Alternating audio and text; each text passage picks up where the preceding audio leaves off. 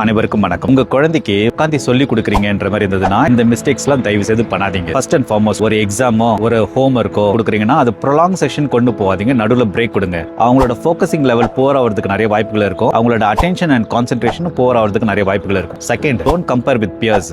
அவங்களே கம்பேர் பண்ண வைங்க. தேர்ட், ரொம்ப முக்கியமானது, இது கூட அந்த ஒரு வார்த்தை சொல்லுவாங்கம்மா, இது கூட உன்னால பெர்ஃபார்ம் பண்ண முடியாதா, இது கூட உன்னால பண்ண முடியாதுன்னு சொல்லும் போது அவங்களோட செல்ஃப் எஸ்டீம் போர் ஆகிறதுக்கு நிறைய வாய்ப்புகள் இருக்கும். கான்ஃபிடன்ஸ் லெவல் போர் ஆகிறதுக்கு நிறைய வாய்ப்புகள் இருக்கும். நம்ம பேரண்டே இப்படி சொல்லிட்டாங்க, அப்புறம் வெளியிலலாம் நம்ம எப்படி அந்த என்வாயர்மெண்ட்டுக்கு நம்ம எப்படி அடாப்ட் ஆகும்ன்ற மாதிரி கூட குழந்தைங்க ஃபீல் பண்றதுக்கு நிறைய வாய்ப்புகள் இருக்கும். என்வாயர்மெண்டல் சிச்சுவேஷன்ஸ் பெட்டரா இருக்கணும். ஒரு இடத்துல நீங்க சொல்லி கொடுத்துட்டு இருப்பீங்க, இன்னொன்று அவங்களோட சிப்ளிங்ஸ் என்ன பண்ணுவாங்களா, டிவியோ லேப்டாப்போ அவங்க காதுல விடுற மாதிரி உங்களோட டிஸ்ட்ராக்ஷன் லெவல் அதிகமாகிறதுக்கு நிறைய வாய்ப்புகள் இருக்கும். ஃபிஃப்த், பேரண்ட்ஸ் ஒர்க்கை முடிச்சிட்டு வந்த உடனே ஹோம்ஒர்க்கு குழந்தைங்க கூட உட்கார செய்யாதீங்க. இந்த ஸ்ட்ரெஸ்ல இருந்து வருவீங்க, அந்த ஸ்ட்ரெஸ்ஸை குழந்தைங்க கிட்ட காமிக்கிறதுக்கு நிறைய வாய்ப்புகள் இருக்கும். ஒரு பிரேக் எடுத்துட்டு இந்த ஹோம்ஒர்க்கோ அந்த பர்டிகுலர் ஆக்டிவிட்டியோ அந்த குழந்தைங்க கூட உட்காந்தீங்கன்னா it will be very very useful. நன்றி, வணக்கம்.